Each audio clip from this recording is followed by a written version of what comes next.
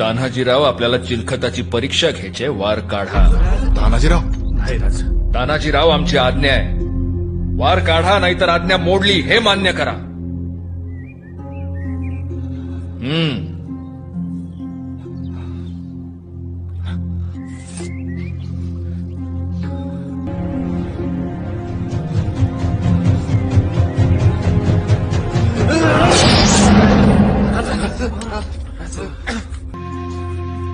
वाह वाह कृष्णाजी वाह, काय बख्तर बनवलंय. कान्होजी काका पाहिलं का? पण राज ते बघा काय झालंय. हा?